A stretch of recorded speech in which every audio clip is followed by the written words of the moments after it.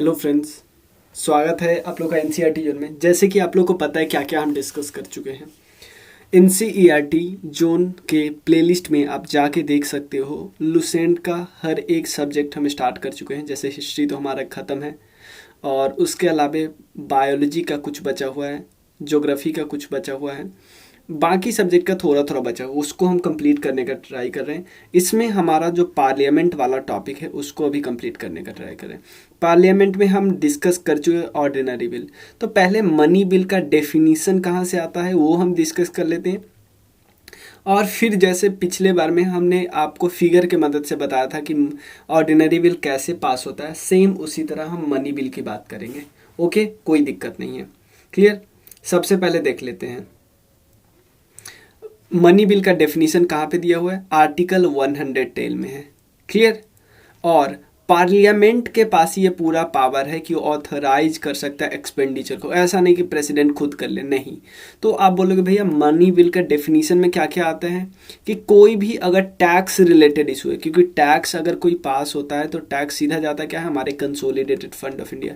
तो यानी consolidated fund में पैसा आए या जाए, सबका रेगुलेशन अगर होगा तो मनी बिल के थ्रू ही होगा।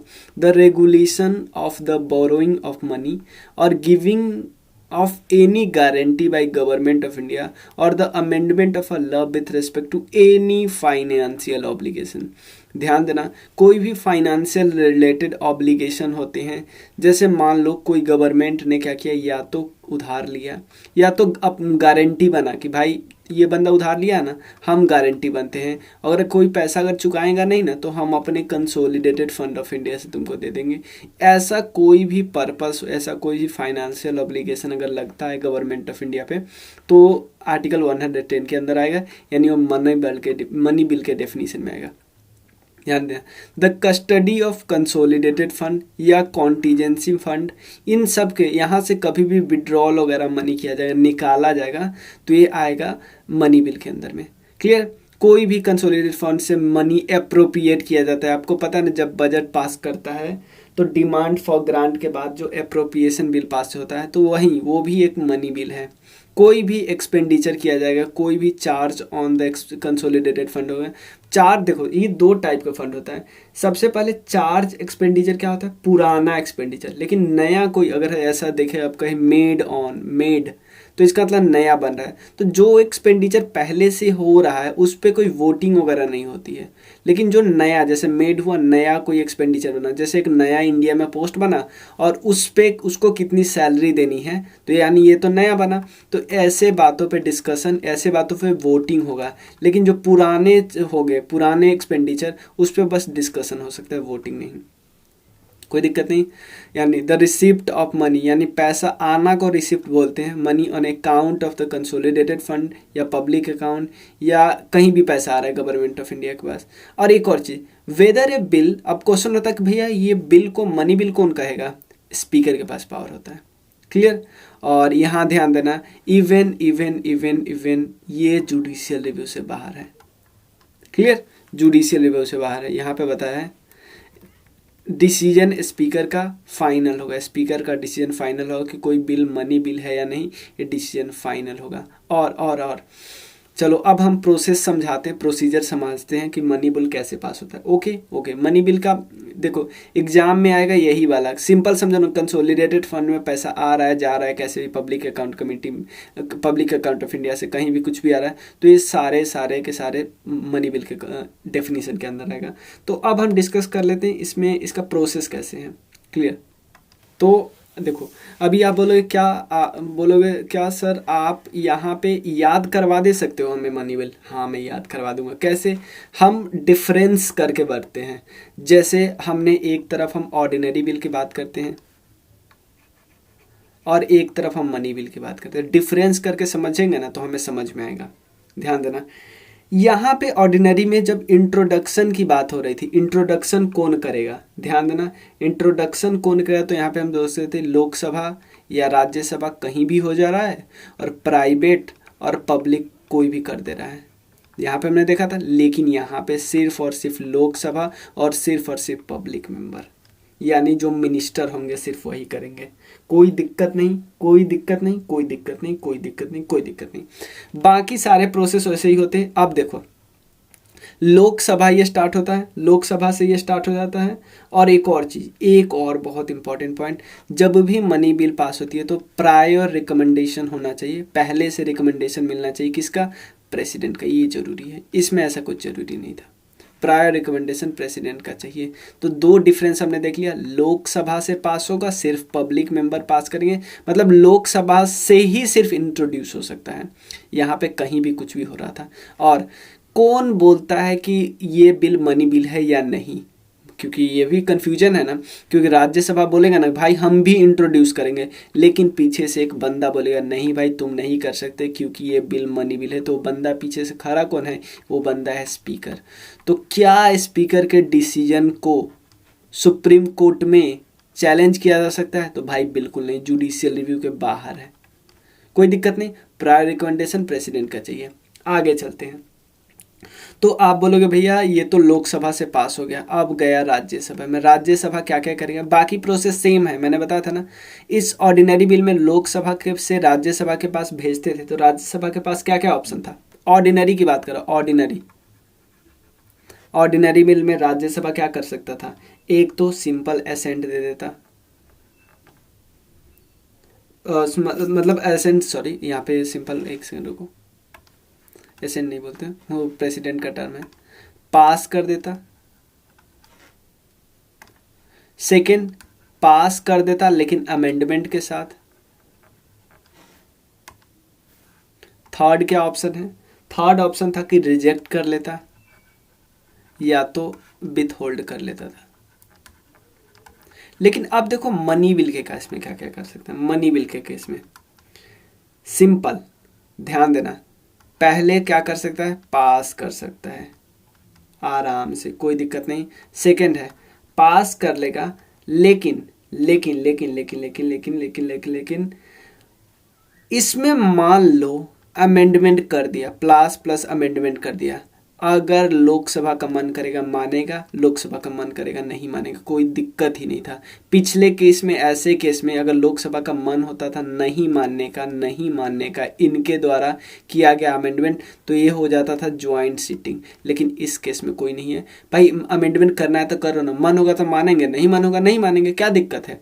क्लियर? अब देखो अब क्या है आगे, थोड़ा सा ध्यान समझना। थर्ड केस क्या है? देखना, पास किया, पहले केस में क्या दिया? ज्वाइंट सीटिंग हो सकता था, यहाँ पे अमेंडमेंट किया, लोकसभा का मन होगा मानेगा, नहीं मन होगा नहीं मानेगा। अब थर्ड केस देखते और क्या क्या कर सकता है। क्या रिजेक्ट कर सकता है? भाई बिल्कुल भी नहीं, कोई कोई कोई दिक्कत नहीं, कोई दिक्कत नहीं। अब रिजेक्ट नहीं कर सकता है। और एक और चीज, विथ होल्ड कर सकते, भाई हटाओ विथ होल्ड, उसमें केस में था ना 6 मंथ तक विथ होल्ड करके रखो। इस केस में आपको रिटर्न करना होगा 14 डेज के अंदर। अगर आप 14 डेज के अंदर रिटर्न नहीं करते हो तो लोकसभा मान लेगी कि आपने पास कर दिया। देखो कैसे चालाक है, आपने 14 डेज के अंदर रिटर्न किया तो ठीक है, नहीं तो लोकसभा मान लेगी कि, लोकसभा मान लेगी आपने पास कर दिया। तो यहाँ से आपसे पावर छीन लिया, यहाँ से आपसे समय छीन लिया, यहाँ से आपसे पावर छीन लिया। तो क्या इस केस में जुडिशियल ज्वाइंट सीटिंग का कोई कॉन्सेप्ट हो सकता है? भाई बिल्कुल नहीं। कहाँ से ज्वाइंट सीटिंग? यहाँ पे आपने अमेंडमेंट किया, लोकसभा का मन हो रहा है मानेगा माने, नहीं मन होगा नहीं मानेगा, आपके रिजेक्ट करने से आपको रिजेक्ट यहाँ पे कर नहीं सकते। रिटर्न आपको 14 दिन के अंदर करना है, 14 दिन के अंदर बाहर करे तो ऐसे भी गए, लेकिन 14 दिन के अंदर भी करके आपको कुछ, आपने कुछ कर नहीं लिया। क्लियर? तो यही होता है, यही होता है। क्लियर? तो अब दोनों हाउस से पास हो गया, मतलब आप अमेंडमेंट करो या नहीं, लोकसभा का मन होगा तो मानेगा, नहीं मन होगा तो नहीं मानेगा। अब क्या हुआ? दोनों हाउस से पास हो गया। भाई राज्यसभा से तो जबरदस्ती पास करवाया ना। क्लियर? अब कुछ भी हो, लास्ट में तो हमें जाना है किसके पास? प्रेसिडेंट साहब के पास। क्लियर? तो प्रेसिडेंट, क्योंकि आपको पता है प्रेसिडेंट जी से हमने प्रायर रिकमेंडेशन ले ली थी, तो यहाँ पे ज़्यादा उनके पास पावर नहीं है। सबसे पहले सिंपल एसेंट देना है, अधिकतर केस में एसेंट देते हैं, मतलब 99.99% में। क्लियर? विथ होल्ड कर सकते हैं कुछ समय के लिए, रिटर्न ये नहीं कर सकते। क्लियर, रिटर्न वाला पावर इनसे छीन लिया गया। क्लियर, उस केस में क्या कर सकते हैं, रिटर्न करके फिर से रिकंसिडरेशन के लिए भेजते हैं, लेकिन इस केस में कुछ भी नहीं है, कोई दिक्कत नहीं है, कोई दिक्कत नहीं है, कोई दिक्कत नहीं है। आप देखते हैं, क्लियर, इतना ठीक है ना। 110 आर्टिकल में आपको कंफ्यूजन है तो फिर से एक बार रिवाइज कर लीजिएगा, फिर से ऊपर पीछे देखिएगा, ध्यान देना। ऑर्डिनरी बिल में क्या होता था, मैं एक बार और थोड़ा आपको बता दे रहा हूँ। कलर ले ले दूसरा, कौन सा ये वाला, नहीं ये वाला। ऑर्डिनरी बिल में क्या था, लोकसभा से राज्यसभा के पास जाता था, तो या तो पास करता, पास विद अमेंडमेंट, रिजेक्ट, विथहोल्ड। इन तीनों केस में अगर इनके द्वारा अमेंडमेंट किया गया राज्यसभा के पास, अगर लोकसभा का मानना है तो मानेंगे, सीधा चला जाएगा आगे, सीधा चला जाएगा आगे। लेकिन अगर नहीं माने और फिर रिजेक्ट और विथहोल्ड, इन तीनों केस में ज्वाइंट सीटिंग होता था लोकसभा के रूल्स एंड प्रोसीजर के हिसाब से। और चेयरमैन, हेड कौन होते थे, स्पीकर। और यहाँ पे जो मेजॉरिटी होती थी, सिंपल मेजॉरिटी होती थी रिजल्ट के लिए। यहाँ पे क्या है, पास करो, पहला तो है पास करो, पास किया, लेकिन अमेंडमेंट के साथ किया। लोकसभा का मन होगा, मर्जी होगा तब मानेगा, नहीं मर्जी होगा नहीं मानेगा, कोई फ़ायदा नहीं, रिजेक्ट कर नहीं सकते भाई। रिटर्न आपको 14 दिन के अंदर करना है, नहीं 14 दिन के अंदर किए तो आप ऐसे भी कहें, क्लियर। और 14 दिन से पहले करके भी तो आपने कोई फ़ायदा नहीं करवा लिया, क्लियर। तो जुडिशियल ज्वाइंट सीटिंग है नहीं यहाँ पे। प्रेसिडेंट के पास भी ज़्यादा पावर नहीं है, प्रेसिडेंट या तो असेंट करेगा, विथहोल्ड करेगा, रिटर्न कर नहीं सकता, हो गया, कोई दिक्कत नहीं। अब दो और फाइनेंशियल बिल है, देखो फाइनेंशियल बिल के एक टाइप है बस, एक मनी बिल। तो फाइनेंशियल बिल की बात करें तो एक है 110 आर्टिकल में, और उसके अलावा दो और है, 117A(1) और एक है 117(2). क्लियर, ये ज़्यादा इम्पॉर्टेंट नहीं है, क्यों, देखो मान लो इसमें जो फाइनेंशियल मैटर होता है ना, जो कंसोलिडेटेड फंड से अलावे, मतलब कोई और मैटर होता है, क्लियर, कोई और मैटर यहाँ पे होता है, जैसे यहाँ पे दिया हुआ है, मैं भी दिखाता हूँ, यहाँ पे दिया हुआ है, financial does not receive the speaker. ध्यान देना, इसके लिए जरूरी नहीं है स्पीकर का सर्टिफिकेट, क्लियर। ए बिल, हाँ मैं बता रहा हूँ, a bill which contain any of the specified matter does not contain solely of this matter, it can be introduce in. हाँ, मतलब जो 110 आर्टिकल में नहीं था, जो मनी से रिलेटेड ही है, लेकिन जो 110 में लिखा हुआ नहीं है, तो उस केस में क्या होगा, और हाँ, और एक और है, देखो इसमें है जो 110 में नहीं लिखा हुआ है और मनी से रिलेटेड मैटर होगा, तो इसमें ये है। और 117(2) क्या है, ये 2 नहीं है, एक्चुअली 3 है, क्लियर। एक सेकंड बस, एक सेकंड, हाँ। और इस केस में क्या है, कि ए bill which contain any of the matter specified in article 110 but does not consist solely of those matter, it can be introduced in लोक सभा। हाँ, ये नॉर्मल बात है कि, लेकिन अब ये देखिए इस केस में क्या होगा, इस केस में सारे बिल्कुल सेम होंगे, सब कुछ सेम होगा, लेकिन यहाँ पे जो पावर है, यहाँ पे पावर, ध्यान देना, मनी बिल का सिर्फ एक पावर इसमें होगा, बाकी सारा ऑर्डिनरी बिल होगा। मनी बिल वाला एक पावर होगा, कौन, मनी बिल में क्या था, prior recommendation plus Lok Sabha introduce, बाकी सब सेम है, सिर्फ ये वाला है मनी बिल वाला, और बाकी सारा काम है ऑर्डिनरी बिल वाला। सिर्फ मनी बिल वाला ये वाला काम है, बाकी ये, क्योंकि प्रायर रिकमेंडेशन मनी बिल में चाहिए, लोकसभा में इंट्रोडक्शन मनी बिल में चाहिए, बाकी तो ऑर्डिनरी वाला काम हो गया। और इसके अंदर कौन है, इसमें सिर्फ एक चीज, सिर्फ और सिर्फ प्रायर रिकमेंडेशन चाहिए प्रेसिडेंट का, बाकी सब ऑर्डिनरी बिल वाला है, क्लियर। बाकी सिर्फ ऑर्डिनरी, देखो प्रायर रिकमेंडेशन तीनों में चाहिए, बाकी सब मनी बिल वाला है, सॉरी बाकी सिर्फ ऑर्डिनरी, इसमें ही बाकी ऑर्डिनरी बिल में जैसे काम करा था वो सब, क्लियर, कोई दिक्कत नहीं। अब हम आगे करते हैं बजट के बारे में, क्लियर। बजट, ठीक है, तो बजट में क्या क्या हमें डिस्कस करना है और डिस्कस कर लेते हैं। ध्यान देना, सबसे पहले यहाँ पे लिखा हुआ है आपके बुक से ही देखते हैं। At the beginning of every financial year on the behalf of president a statement of the estimates receipt and expenditure of government of India for that year laid before the both house of the parliament. Simple बात है, क्या बात कर रहे हैं यहाँ पे कि आपको एक करनी है बजट बनानी है। कैसे बनाओगे, कितने समय के लिए?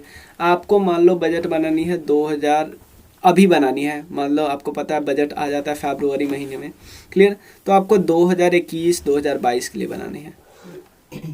कब से? 2021 मतलब 1 अप्रैल 2021 से लेके 31 मार्च 2022 तक के लिए बनाने हैं। क्या क्या करने हैं आप? सबसे पहले समझो, एक बॉक्स है बजट, एक बॉक्स है, उसमें आपको पैसे कहाँ से लाने हैं, खर्चा कहाँ पे करने हैं, सब कुछ लिखोगे। वेजेज मीन्स मतलब इसको हम बोलते हैं एक्सपेंडिचर, इसको बोलते हैं रिसिप्ट, कहाँ से लाओगे।